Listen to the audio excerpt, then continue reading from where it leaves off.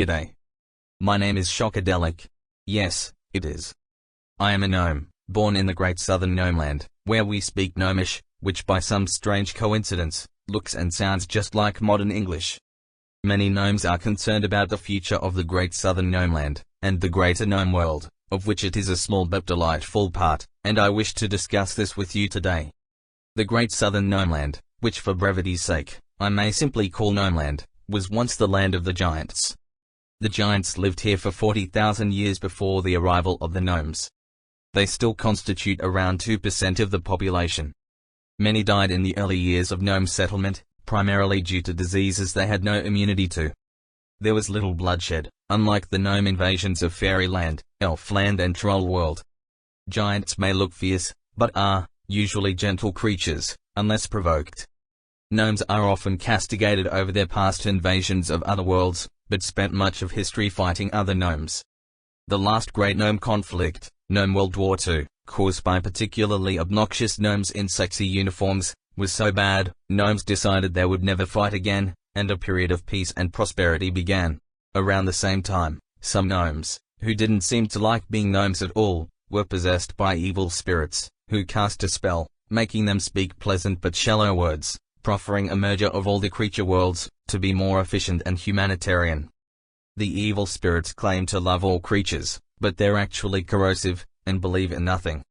They use the guilt over past gnome invasions to open the gates of the gnome world to all other creatures. The other creature worlds remain much the same, despite past periods of gnome political control. Fairies lived with fairies, elves lived with elves, and trolls lived with trolls. A few gnomes remained from the colonial legacy. Fairies, elves and trolls had never lived together before, nor had most even met a gnome. Yet the pleasant word spell made everyone ignore this. So fairies, elves and trolls started getting rainbow rides across to the gnome world, including our gnome land, first in small numbers, but then millions. Gnomes who questioned this, were told to throw themselves off a cliff, and were compared to the obnoxious gnomes with the sexy uniforms, who had caused so much trouble before. One southern gnome with red hair spoke up, and got thrown in prison on false charges. But the time has come to stop listening to the evil spirit-possessed gnomes, and protect the future of Gnomeland, and the greater gnome world.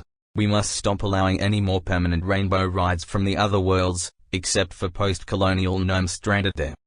Many fairies, elves and trolls would like to return to their worlds, but are unemployed, or work as cleaners, waiters and call center operators, so don't have enough gold to buy a rainbow ride.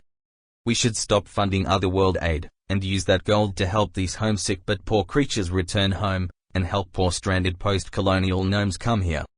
Some fairies, elves and trolls will still live amongst us, and need not fear. They can still eat fairy food, wear elf clothes, and worship troll gods. Gnomes value personal freedom highly, and will respect your privacy, as long as you do no harm.